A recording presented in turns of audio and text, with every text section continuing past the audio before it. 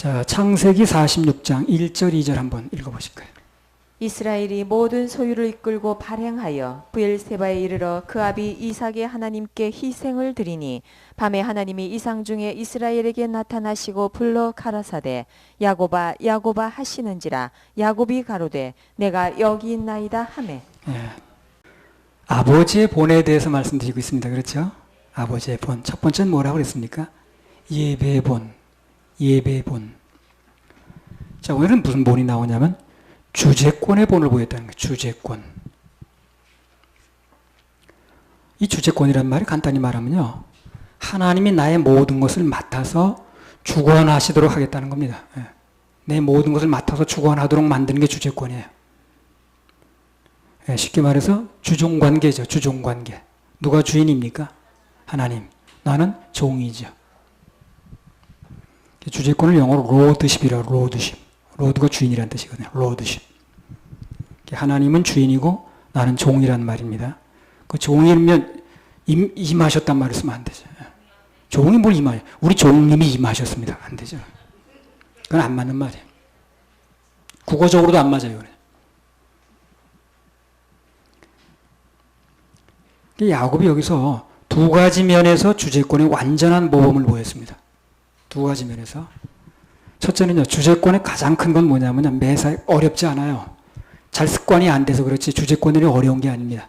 첫째는 뭡니까? 매사를 주님께 묻는 것입니다. 그게 주제권의 일부예요. 주제권의 1번이 뭐라고요?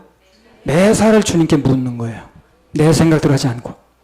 주님께 물으면 조금 기다리면 됩니다. 주님께 물으면 조금만 기다리면 돼요. 매사를 하나님께 물었다는 것입니다. 좋은 아랫사람은 무조건 묻는 게 중요합니다. 내 뜻이 중요한 게 아니에요. 묻는 게 중요합니다. 그럼 물어서 그분이 그 의도가 나오면, 그분의 생각이 나오면 아멘 하는 게 중요한 거예요. 그게 굉장히 중요합니다.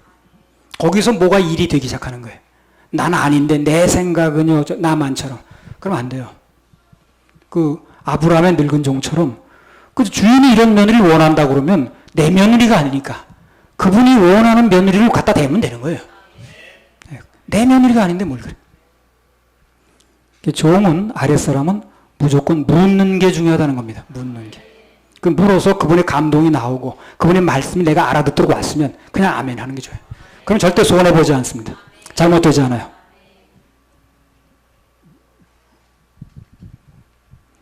여기 브엘세바에 도착한, 브엘세바 지난번에 사이버 던지된다고 그랬죠. 예. 그 브엘세바에 도착한 야곱이 거기서 뭘 했겠습니까? 우선 죽었던 아들이 요셉이 살아있으니까 감사 기도를 올렸겠죠. 그죠? 그리고 2절 한번 읽어보세요. 뭘 했는가? 밤에 하나님이 이상 중에 이스라엘에게 나타나시고 불러 가라사대 야곱아 야곱아 하시는지라 야곱이 가로되 내가 여기 있나이다 하매. 네. 자, 여기 보면 하나님께 나타나셔서 애굽으로 내려가기를 두려워하지 말라고 그러거든. 예. 그런 걸로 봐서, 그렇게 말씀하시는 것으로 봐서 그곳에서 뭘 한 것 같아요, 지금 야곱이. 갈까 말까 물어본 거예요. 그렇게 말씀하시는 거 아니야? 가라고 그러잖아요. 가라는 결제가 떨어졌다는 것은 갈까 말까를 물어보는 거죠. 이게 중요하다는 거예요. 이 주제권이 한 사람은, 안 된 사람은요, 묻질 않아요. 왜 안 물읍니까? 나하고 틀리는 그 얘기 나면 곤란하잖아요. 예. 그러니까 안 묻는 거예요. 내가 물었다가 나하고 똑같은 답이 나오면 상관이 없는데, 내가 생각하는 거고 내가 가고 싶지 않은 길은 그런 답이 나오면 곤란하거든. 묻지 않는 거예요. 근데 야곱은 물었다는 겁니다. 만약에 지금 이 상황에서 정말 아들 만나러 가고 싶은데 정말 한시가 급한데 가지 마. 그럼 안 가는 거예요. 그런 게 겁나는 사람 못 묻는 거예요. 그래서 주제권이 않는 사람 묻지 못하고 안 물었으니까 답변도 못 듣는 거예요. 응답도 못 듣는 것입니다.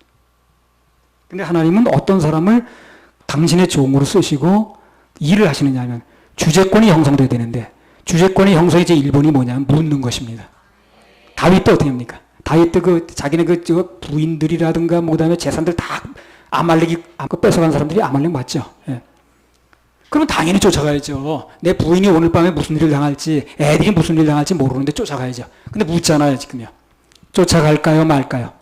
만약에 가지 말라 그러면 안 갈 수 있는 거거든. 거기서 묻는 거예요. 그러니까 거기에 바로 하나님께로 다윗을 쓸 수 있는 조건이 되는 거예요, 이게. 그리고 어려운 데 있지 않아요. 근데 그런 사건을 놓고 그 당시에 그 순간에 묻느냐가 중요한 거지. 물을 수만 있다 그런다면. 그리고 아멘 할 수만 있으면 그 사람 반드시 하나님께서 어떤 일을 쓸 수밖에 없습니다. 그렇게 어려운 데 있지 않다는 거예요. 근데 대부분 사람들이 왜 안 묻느냐 하면 방금 말씀드렸다시피 내 생각하고 틀린 응답이 나올까봐. 난 가고 싶지 않은데 전혀. 근데 물었다가 가라고 하면 곤란하잖아. 그래서 안 묻는 거예요. 난 전혀 심고 싶지도 않는데 심어라 그럴까봐. 그게 안 묻는 거예요.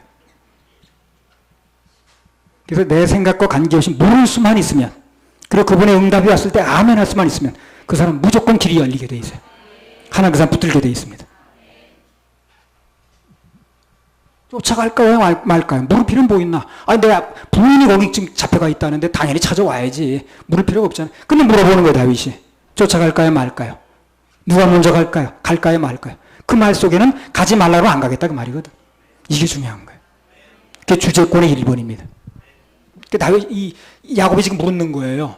갈까요 말까요? 당연히 가야죠. 죽었던 아들이 살아있다는데, 그리고 그것도 목숨 어쩌다 망한 것도 아니고 총리 대신이 돼 있다는데 가기만 하면 호의호식한다는데 가야죠 당연히. 물을 게 뭐 있나? 근데 물어보는 거예요. 갈까요 말까요? 그럼 물어봤으니까 가라고 얘기를 하는 거예요 하나님께서. 그래서 하나님께 물어서 가라고 해서 가게 되면 어떻습니까? 그 나머지 길은 보장된다는 거예요. 보장된다는 거예요. 하나님께 물어서 한 일에 대해서는 그 나머지 일은 보장이 된다는 겁니다. 참 이런 놀라운 거예요. 그 여러분 몇십 년 동안 죽었던 아들이 살아있다는데 그거 물을 게 뭐 있겠습니까? 내 아내가 지금 그 잡혀가 있다는데 물을 게 뭐 있냐고. 근데 되는 사람은 묻더라는 거예요 그때. 그리고 그 말씀에 아멘 하더라는 거예요. 그 사람이 하나님께서 그 사람 인생을 잡는 거예요. 그래서요. 옛날에 그 장자권 뺐을 때 야곱 같으면요 어림없습니다. 어림없습니다. 그 뭐 장자권 뺏는다고 그럴 때 물어보고 했습니까 그때? 안 물어봤죠. 물어보나 마나 그거 답이 뻔하거든. 야, 그거 뺏을 게 따로 있지. 형의 장자권을 난 순서대로 되는 건데 어떻게 뺐냐? 그럼 대답 나오면 안 되거든. 묻지 않는 거예요. 난 다윗이 뭐 바세바 부인 건드릴 때 물었다는 얘기 없어요. 저 부인이나 탐나는데 어떻게 오늘 밤에 건드려도 전혀 묻지 않더라고요. 묻지 않으면 죄를 짓는 거예요. 묻지 않으면 망가지는 거예요. 묻기만 하면 괜찮습니다. 물어서 응답대로만 할 의향만 있으면 그 사람 인생은 절대 잘못되지 않아요. 하나님 그 인생은 반드시 지도하게 돼 있고 응답하게 돼 있고 인도하게 돼 있습니다. 근데 이게 쉽지 않은 거예요. 지금 현대인들은요. 다 사람이 주인인데 이거 지금 얼마나 수지 많은 일이 벌어졌어요. 그래. 아들이 애굽에서 출세했다고 그러지. 최고 권력자인 총리 대신 됐다고 그러지. 이것저것 가릴 게 뭐 있나. 아들이 살아있다고 그러는데. 그것도 그냥 그 권력자가 됐다는데. 당장 가야지 뭐. 예. 물을 필요도 없는 거예요. 왜냐면 물었다가 가지 말라면 곤란하니까. 근데 묻더라는 거예요. 나 이게 중요한 거예요. 쏜살같이 달려가서 무게 잡고 그냥 목에 힘주고 좌지우지 해야 이제 직성이 풀릴 판인데 말이지. 떡 좀 보려고 그러는데. 권력이 이런 거 아니야? 나중에 어쨌든 붙잡으려고 하는 권력 아닙니까? 근데 야곱은 오늘 그 문제를 하나님께 먼저 묻는 거예요. 묻는 것입니다. 그리고 그분의 인도하심을 기다리는 거예요. 그거 기다리는 거요. 그렇게 오래 기다리지 않아도 됩니다. 물어보고 적어도 하루 이틀 3일만 기다리면 돼요. 그러면 그 주간에 예배 중에라든가 말씀 읽는 중이라든가 기도 중에 하나님의 응답하시게 되어 있습니다. 그리고 오랜 시간 기다리지 않아요. 몇십 년 기다리지 않습니다. 근데 그걸 사람들이 못 기다리는 거예요.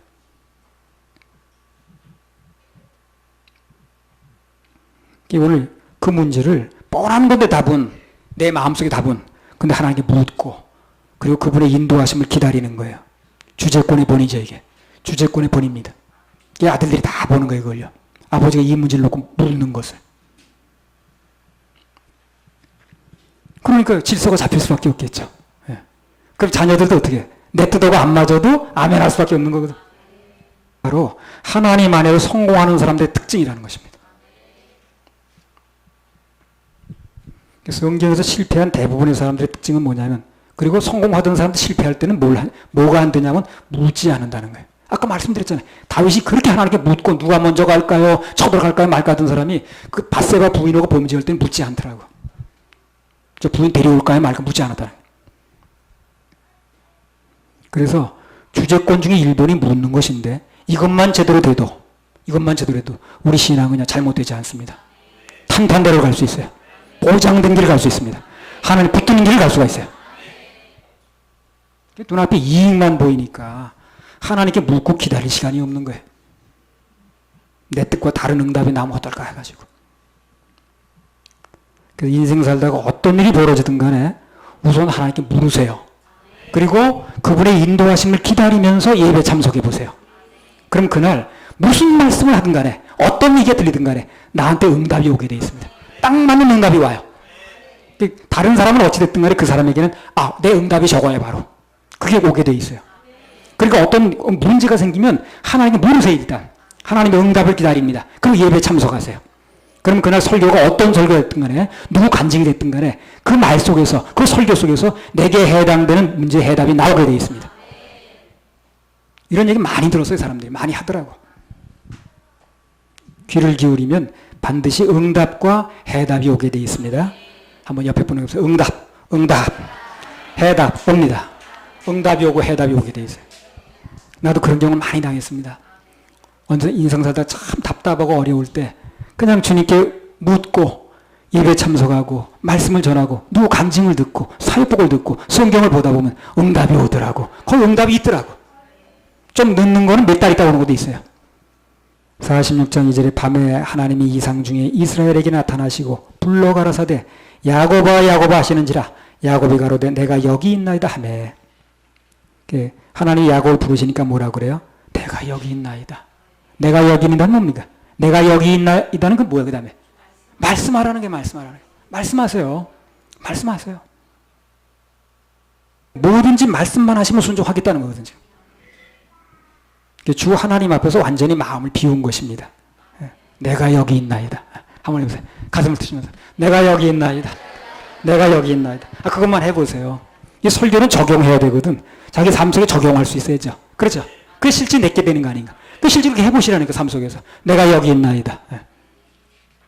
그리고 물어보시라니까.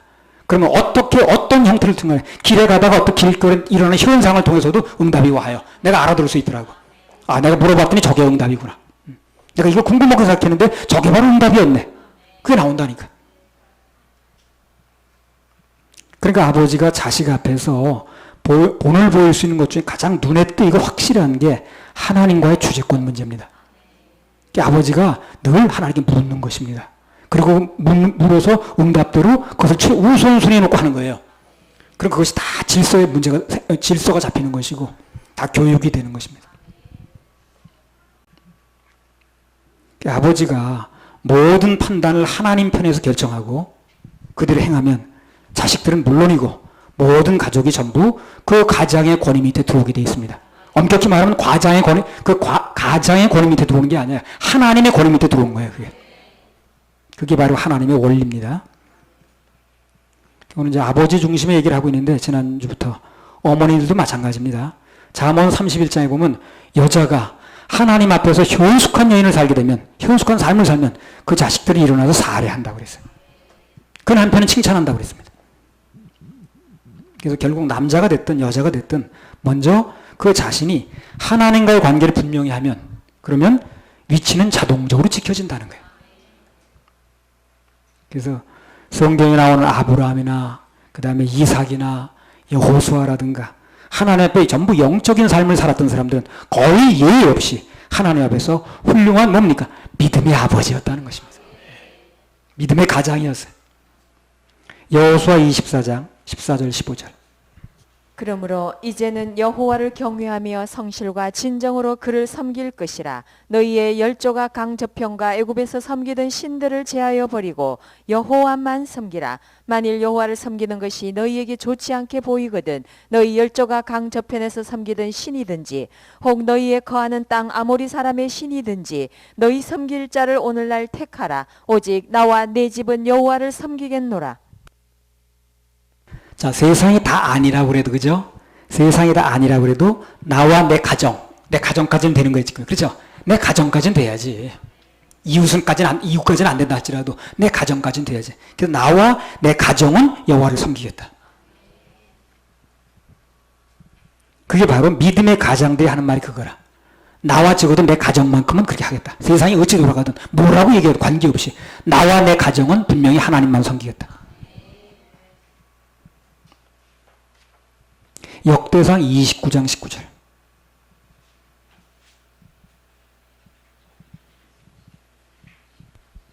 역대상 29장 19절. 또 내 아들 솔로몬에게 정성된 마음을 주사 주의 계명과 법도와 율례를 지켜 이 모든 일을 행하게 하시고 내가 위하여 예비한 것으로 전을 건축하게 하옵소서. 예, 내 아들이 전을 건축하게 해달라고 그러고 여기 예비된 거 가지고 하게 해달라고 그러고 솔로몬이 정성된 마음을 달라고 그러고 주의 계명과 법도와 율례를 지키고자 하는 마음을 달라고. 그 아들을 위해서 명쾌하게 기도하잖아 지금 아버지가. 그 다윗이 그 아버지로서 이렇게 하는 거예요 지금. 참 명쾌하고 분명하게. 여러분 2차 대전의 그 영웅인 그 메가더라고 아시죠? 그 사람 아들을 위한 기도라고 여러분 들어보셨습니까? 내용을 간단히 보면 그렇습니다. 주여 원하옵나니 내 아들을 평탄하고 안이한 길로 인도하지 마옵소서 그랬어요. 자, 이런 것도 아무나 하는 기도가 아니야. 다 내 아들 평탄한 길로 인도해달라고 그러죠. 내 아들을 평탄하고 안이한 길로 인도하지 마옵소서. 두 번째 기도 제목이 아들이 고난과 도전에 직면하여 분투항거할 줄 알도록 인도해달라는 거예요. 그래서 폭풍우 속에서 용감히 싸울 줄 알고 패자를 관용할 줄 알도록 가르쳐 주옵소서. 자, 그 다음이 중요합니다. 맨 마지막에 보면 이런 얘기 나와요. 그리하여 나 아버지는 어느 날 그 자식들 앞에서, 여기 아버지는 날 얘기를 하는 게 아니에요. 그 아들이 또 아이를 누구 낳을 거 아닌가. 그 아들 앞에서 그런 얘기예요. 그래서 어느 날 그 아들이 또 결혼을 해가지고 언젠가 아들을 낳을 터인데 그 아이 앞에서 어느 날 그 자식들 앞에서 아버지는 내 인생을 헛되이 살지 않았노라고 고백할 수 있도록 도와주옵소서 그랬어요. 내가 더 자신을 얘기를 하는 게 아니라 내 아들이 어느 날 그도 아버지가 되어서 자식들 앞에서 마지막 말을 할 때가 올 텐데 그때 유언하고 죽을 때 어떻게 말할 수 있길 바란다는 거예요. 아버지는 내 인생을 헛되이 살지 않았다 라고 고백할 수 있도록 해달라는 거거든. 그러니까 이게 지금 어떻게 된 거냐면요. 자기 아들이 이 다음에 아들을 또 낳아가지고 그 아들 앞에서 유언할 말까지 기도를 해주는 거예요 지금요. 야, 대단하죠. 그런 얘기 아니겠습니까? 내 아들이 어느 날 결혼을 해가지고 그 아들을 또 낳게 되면 이제 나에게 손자가 뻘 되겠죠. 그 아이 앞에서 그 아들이 죽을 때에 그때 이렇게 유언하게 해달라는 얘기를 하는 거지. 그런 기도를 지금 하는 거예요. 완전히 재생산을 염두에 둔 거죠. 그래서 하나님 앞에서 얼마나 분명한 삶을 살았느냐 하는 것은요. 자식 댁에 가서 판명 나는 경우가 참 많습니다. 거기서 결산이 나는 거예요. 성경에서 유명한 왕들이 여러 명 나오는데 하나님 바로 살렸던 그 왕들이 여러 명 나오는데 대강 누구는 꼽을 수 있을까요? 아사 왕이라든가 그 다음에 여호사밧 그 다음에 또 다윗도 있고 히스기야도 있고 요시야도 있습니다. 한 5명 정도를 꼽을 수 있어요. 누가 제일 훌륭한 왕일까요? 이전사 누가 제일 훌륭한가? 이렇게 사람 답은 뭐 각자마다 다를 수 있으니까. 각자마다 다를 수 있잖아. 보는 견해가 다르니까. 아사? 어떻게 아사일까? 그래서 내가 그 얘기를 어디서 했나 보다. 지난주에 했어요? 각자마다 물론 견해 차이가 있겠습니다만 개인적으로 봐서는 아사 왕이 그중 낫다고 보는 거예요. 왜 그러냐면 다른 왕들도 다 훌륭해요. 다 훌륭한데 다 하나님이 다 섬겼는데 다 그 당대에 끝났다는 거예요. 이 사람들이. 당대. 자기 대에서만 잘 섬겼다는 거예요. 자식들 대에 가서는 다 망가졌어요. 다 악역이야 그냥. 예. 히스기 아들 므낫세 같은 경우는 아주 악당도 그런 악당이 없어요. 요시 아들도 하나같이 다가 악당이야 전부 다. 뭐 시드기야라든가 다 그 요시 아들이거든. 근데 아사왕만큼은 그래도 그 아들인 여호사밧도 비슷하게 신앙을 유지하더라고.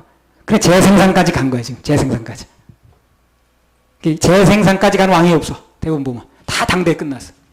그 다윗도 그랬고 히스기야도 그랬고 요시야도 그랬고 다 그랬는데 유일하게 아사만 그 아버지 아들 때까지 가는 거야. 그러니까 아버지가 그 자식 때까지 신앙을 최소한 1대라도 물려준다는 거 대단한 겁니다. 그게. 되게 당대에 끝나요 이렇게 신앙이. 자식 때까지 잘 안 가는 거예요. 그 아이가 또 나중에 그 아이가 또 아이를 낳아가지고 그 아이 앞에서 유언할 때까지도 지켜줘 해주는 걸로 봐서.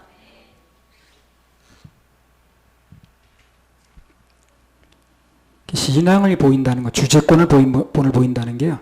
참 중요한 겁니다. 그게. 자, 마지막으로 매사에 하나님께 먼저 예배본을 보이고 하나님 앞에서 주종관계를 분명히 한 야곱에게 하나님이 하신 약속이 무엇인가? 이걸 살펴보고 마치겠습니다. 조그만 수고에도 하나님도 갚아주는 분이에요. 조그만 수고에도 갚아주십니다. 하나님 성경에 보면요. 어떤 사람이 무슨 수고를 하면 모든 수고에 유익이 있다고 그랬거든. 다 갚아주십니다. 그냥 우리는 다 그 많은 은혜를 입고서도 그냥 넘어가지만 하나님은 우리가 조금만 뭘 한 거, 조금만 헌신하고 봉사한 거 다 갚아주십니다. 그러니까 하나님 갚아줄까 말까 걱정하지 마세요. 다 갚아주십니다. 하나님께 심었던 거 다 누르고 흔들어서 넘치도록 갚아주시고 그리고 당대는 물론이요. 자손대까지 다 갚아주십니다. 우리 어머니가 그 전에 신앙도 별로 없는 분이 정성은 있으셔서 모래 언덕에다 그 24인용 텐트 치고 그 자갈로다가 바닥을 눌러놨는데 바람이 막 불면 언덕 꼭대기라. 그러면 이 펄렁거리는 거예요. 그래가지고 그 모래가 다 들어오는 거예요. 그 안에다 뭘 까냐면 그 가마짝 아십니까? 가마짝. 쌀 가마. 그러니까 그게 가마 그냥 그 부셔진 그 가루에다가 모래에다 해가지고 강대상이 그냥 수북 거기 쌓여 모래가. 그걸 새벽에 겨울에 그 찬물에 덩물이 어딨나 찬물 저 밑에 길어다가 그 찬손에 고무장갑도 없을 때 그때는요 그냥 그 찬물에다 해가지고 다 닦아내는 거야. 새벽같이 가가지고 나 그 무슨 정성으로 그렇게 하셨는지 모르겠네. 그러니까 그 목사님 칭찬하시더라고. 저 홍아무개 모치님은 그냥 그 신앙도 그렇게 뭐 그냥 별로 저이신 것 같은데 저렇게 열심을 내신다고 말이야. 그래서 내가 또 이렇게 목사 돼가지고 또 하는지도 몰라요 진짜. 그 추운 겨울에 그 찬물에다 그냥 그 강태상 다 닦더라고. 아예 한 번은 또 어떻게 무슨 뭐 과일인가 뭔가가 누가 아마 선물로 들어왔던가 하여튼 먹어보라고 줬던가. 그러니까 나는 그거 우리 집에서 사 먹은 적도 없는데 그냥 그게 하나 들어오니까 이제 맛 좀 보겠다 했더니 그걸 늑달같이 들고 우리 어머니가 어디 목사님 집으로 가는 거예요. 목사님 드려야 된다고. 하여튼 아니 저 어머니인데 오늘 이렇게 사과도 들어오잖아요. 다 이렇게 먹어보라고 이렇게 들어오잖아요. 나 그렇게 심은 거예요 어머니가. 그래서 그거 가지고 그냥 목사님 집 가더라니까. 그래서 크게 무슨 소리 된다고 해서 무슨 맘 먹고 그러셨는지. 그때 어느 날 또 내가 이렇게 누가 뭐 되기만 하면 또 가져와서 먹으라고 그러잖아요. 하나님은 인간의 조그만 수고에도 보상하십니다. 창세기 46장 3절 4절 어떻게 갚아주셨는가? 하나님이 가라사대 나는 하나님이라 네 아비의 하나님이니 애굽으로 내려가기를 두려워 말라. 내가 거기서 너로 큰 민족을 이루게 하리라. 내가 너와 함께 애굽으로 내려가겠고 정녕 너를 인도하여 다시 올라올 것이며 요셉이 그 손으로 내 눈을 감기리라 하셨더라. 자 여기 보면요 하나님께서 야곱에게 나타나셔서 우선 뭐라고 그럽니까? 두려워하지 말아라. 그래서 두려워하지 말아라. 그래서 하나님께 진정으로 예배드리고 주제권이 확립된 사람에게 제일 먼저 주어지는 은혜가 뭐냐면 두려움이 없어지는 거예요. 두려움이 없어지는 거예요. 주제권이 형성돼서 하는 사람은요 그 마음속에 두려움이 없습니다. 그러니까 불 속에도 들어가는 거예요 이 사람이요. 그렇죠? 그래서 불 속에 들어가는 거예요. 그 두려움은 어떻게 들어가겠습니까 불 속에. 하나님께 주제권이 형성된 사람이 제일 먼저 주어지는 은혜가 뭐냐면 두려움이 없어요. 두려움을 없애줍니다. 그 두려움이 없어지니까 세상을 이길 수 있는 힘이 오는 거예요. 그 불 속에 들어가는 이유가 바로 그거거든.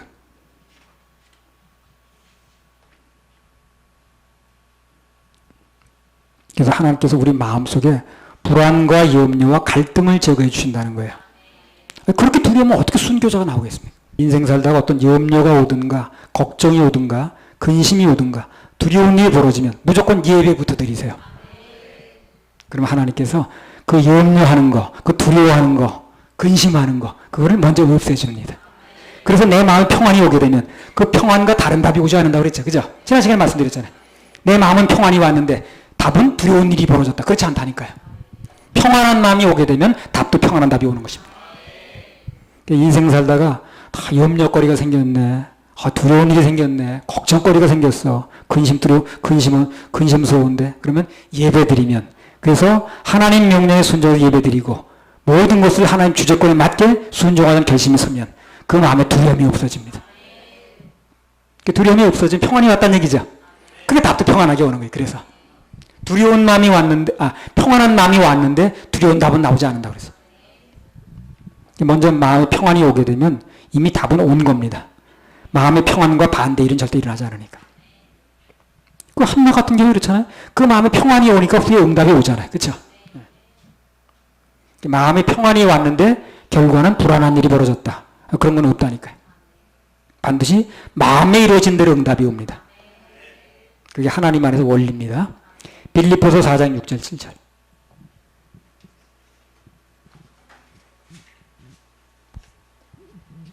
아무것도 염려하지 말고 오직 모든 일에 기도와 간구로 너희 구할 것을 감사함으로 하나님께 아뢰라. 그리하면 모든 지각에 뛰어난 하나님의 평강이 그리스도 예수 안에서 너희 마음과 생각을 지키시리라. 그래요. 너희 마음과 생각을 지키시리라. 그리스도 평강이. 그 마음과 생각이 중요하다는 얘기죠. 예. 에베소 3장 20절.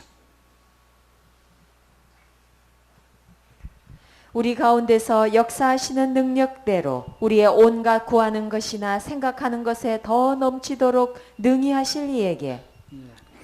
우리의 생각하는 것에 넘치도록, 그죠? 예. 먼저 마음에 이루어진 대로 응답이 오는 겁니다. 그렇죠? 예. 마음에 이루어진 대로 응답이 옵니다. 마음에 먼저는 무슨 마음이 왔느냐 중요한 거예요. 그런데 예배에 성공하면, 그러면 두려워하지 않은 마음, 평안의 마음을 주신다는 거죠. 예. 그러면 그 마음대로 이루어지는 거예요. 창세기 46장 3절. 하나님이 가라사대 나는 하나님이라 네 아비의 하나님이니 애굽으로 내려가기를 두려워 말라. 내가 거기서 너로 큰 민족을 이루게 하리라. 예, 그래서 매사에 하나님께 먼저 예배의 본을 보이고 하나님 앞에서 주종 관계를 분명히 하니까, 주종 관계 제일 핵심이 뭐라 그랬습니까? 묻는 거라 그랬죠. 물으니까 하나님께 약속을 하나 해주시는 거예요. 내가 너로 큰 민족을 이루게 하겠다. 내가 너로 큰 민족을 이루게 하겠다. 그래서 하나님을 최고 우선순위에 두고 예배에 성공한 야곱에게, 주제권을 분명히 한 야곱에게 자손 번성의 축복을 주시는 거예요. 예배에 성공해야 자손도 생기는 거예요. 그래서 계시록 21장 11절 12절 한번 읽어보세요. 요한계시록 21장 11절 12절. 하나님의 영광이 있음에 그 성의 빛이 지극히 귀한 보석 같고 벽옥과 수정같이 맑더라. 크고 높은 성곽이 있고 12문이 있는데 문에 12천사가 있고 그 문들 위에 이름을 썼으니 이스라엘 자손 12지파의 이름들이라. 예. 자, 이스라엘의 야곱의 12아들이죠. 그 12지파를 어떻게 갚아줍니까? 천국 문에 이름을 붙이는 거야. 문패를 그들 이름으로 붙이는 거야. 자, 이런 축복이 어딨나 그래. 그 수많은 사람들이 유세에 살고 있었는데 야곱의 12아들에게 그 12지파의 이름으로, 야곱의 12아들이에요. 12지파가. 그 12지파 이름으로 천국 문에다 문패 붙이는 거예요. 자, 그렇게 하나님 갚아주는 건 보통이 아니야 이게. 세상에 어떤 사람도 천국 문에다가 그 자녀 이름을 붙여줄 수는 없어요. 그렇게 갚아줄 수는 없어요. 땅에서 뭘 좀 용돈을 주든가 뭘 갚아줄 수는 있어요. 그러나 천국 문에다 문패를 붙일 수는 없습니다. 세상에 어떤 사람도 그런 거 못해요. 그리고 4절에 보면 뭐라고 하냐면 창세기 36장 4절. 창세기 46장 4절. 내가 너와 함께 애굽으로 내려가겠고 정녕 너를 인도하여 다시 올라올 것이며 요셉이 그 손으로 내 눈을 감기리라 하셨더라. 예, 4절에 보면요. 내가 너와 함께 애굽에 내려가겠다. 약속을 해주십니다.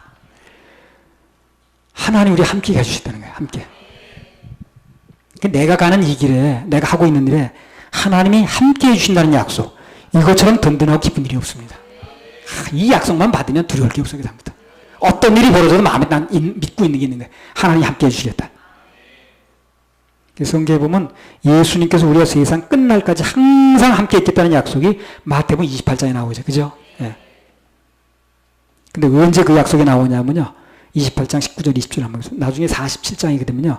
제자 사역의 원리라는 게 창세기에 나옵니다. 그걸 나중에 말씀드리겠습니다. 우선 한번 읽어보세요.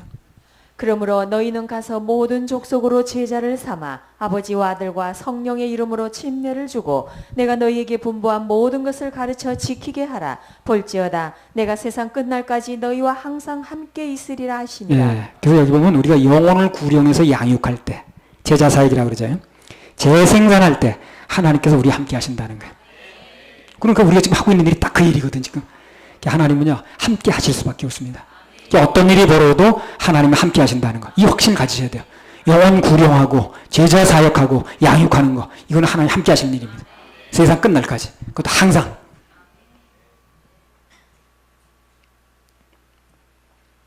우리가 자식을 하나님 앞에서 우리가 자식 앞에서 본을 보이고 영적인 본, 예배의 본과 주제권의 본. 영적으로 자식을 낳아서 재생산한 일을 하게 되면 우리 주님께서 분명히 함께 해주신다는 겁니다. 오늘 야곱이 이 자식들이 보는 이 본을 보이는 행동을요, 재생산으로 보는 거예요, 일종의 이걸. 예. 왜? 자식이 본을 받아도 할 거 아닌가. 그래서 이걸 하나님께서 재생산으로 보는 거예요. 하나님께서 야곱과 함께 하시겠다는 약속을 이제 해주시는 겁니다. 그래서 재생산이기 때문에. 제자 사역으로 보는 거예요. 구약이나 신약이나 똑같습니다. 그래서 그 당시에 자녀들을 상대로 가리켜가지고 본을 보여서 그들도 그렇게 하게 만드는 게 일종의 제자 사역으로 보는 거예요. 재생산을 보는 거예요. 함께 해준다는 거예요. 그래서. 그러니까 마태복음 28장에 제자 사역하게 되면 하게 되면 끝까지 함께 해준다 그랬죠. 똑같아요, 원리가. 그러니까 우리가 지금 하나님이 함께 하신다는 게 다른 데 있지 않아요. 영혼을 구령해서 그들을 양육하는 사역을 하게 되면, 제자 삼는 사역을 하게 되면, 그럼 하나님은 같이 하게 되어 있습니다.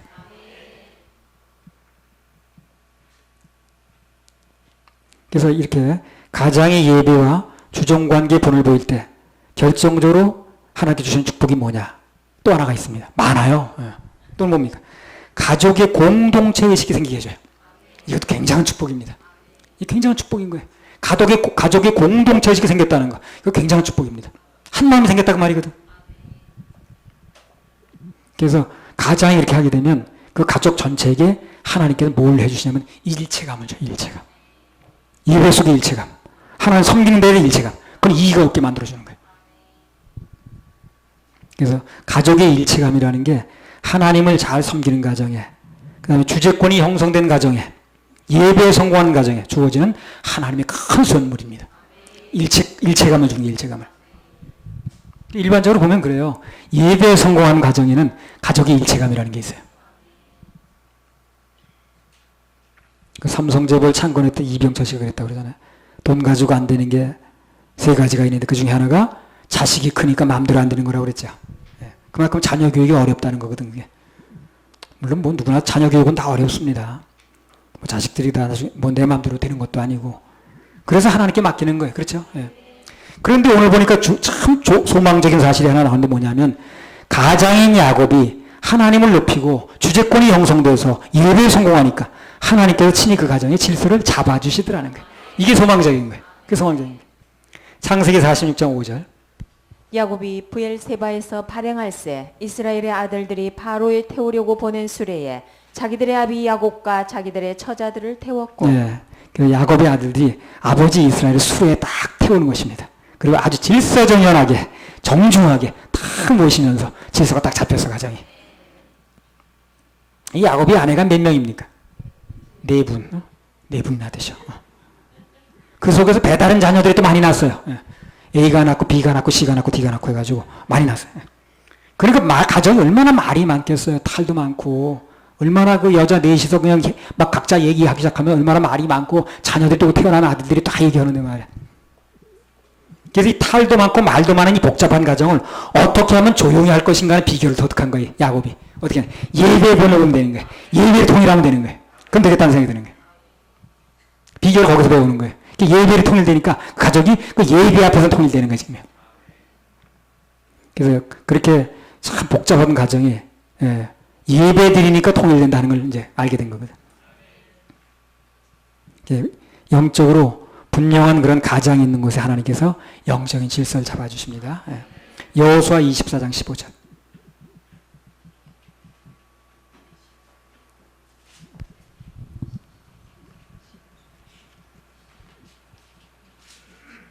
여호수아 24장 15절. 만일 여호와를 섬기는 것이 너희에게 좋지 않게 보이거든 너희 열조가 강저편에서 섬기던 신이든지 혹 너희에 거하는 땅 아모리 사람의 신이든지 너희 섬길 자를 오늘날 택하라. 오직 나와 내 집은 여호와를 섬기겠노라.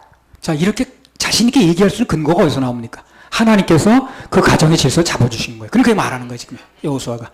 그렇잖아요. 그렇게 말할 수 있는 근거가 있어야 될 거 아닌가? 그렇게 자신있게 말할 수 있는 것은 뭐냐면 세상이 어찌 돌아가든 나와 내 가정을 이렇게 할 수 있다는 얘기가 뭐냐면 하나님의 질서를 잡아주셨다는 얘기거든. 그러니까 예배에 성공하고 주제권에 형성되면 그러면 그 가정의 질서를 하나님이 잡아주신다는 겁니다. 이것은 하나님의 법칙이고요. 여러 신앙의 가정을 통해서 증명된 겁니다. 근데 그 반대로 아버지가 그 가장이 영적 분별력을 갖지 못하고 손을 걷지 못하면 그 가정 전체가 또 고난을 겪어요. 사무엘상 2장에 나오는 엘리 가정이 그런 가정이에요. 그 명색이 제사장이라는 사람이 성전 회막에서 일하는 여자들과 뭐 간음을 하질 않나, 성전에서 드리고 그 제사 드리다는 고기를 먼저 갖다 먹질 않나, 그냥. 예. 근데 그때 아버지가 어떻게 합니까? 강하게 말리지라는 걸 보고, 강하게 손을 그어줘야 되는데, 그러지 말어. 그럼 쓰고 써. 그러면 가만히 내버려 두는 거예요. 아, 못 쓰지, 그럼 써. 그러면 그거. 예. 하나만 한 얘기지. 강하게 꾸짖지 못하는 거예요. 왜 강하게 꾸짖지 못합니까? 자기가 본의 안 되니까 못하는 거예요. 힘이 안 나오는 거예요. 대부분 아버지는 이렇게 나올 텐데. 그러니까 자신이 본을 보는 게 없으니까 힘이 안 나온다는 거예요. 그게. 그러니까 자기가 그거에 대한 원칙이 분명히 안 서 있으니까 그러니까 거기서 힘이 버텨줘야 되는 건데 그게. 결정적인 순간에 자식들이 그 잘못되는 게 보면서도 강하게 제지할 힘이 안 생기는 겁니다. 그러니까 엘리의 집이 결국 어떻게 됐어요? 패가하고 그냥 집안이 영적으로 세워지는데 이렇게 그 가장의 역할이 굉장히 중요합니다. 그래서 뭐 이건 다른 뜻이 아니에요. 우리 여기 가장이 될 사람들이 많이 있는데 앞으로 그 가장이 될 사람들이 잘 잡아야 된다는 얘기를 하는 거예요. 그래서 이제 앞으로 기회가 되어지면 여성분들이 해야 되는 얘기도 나오게 됩니다. 그러니까 남의 말 듣지 하지 말라고 그랬죠.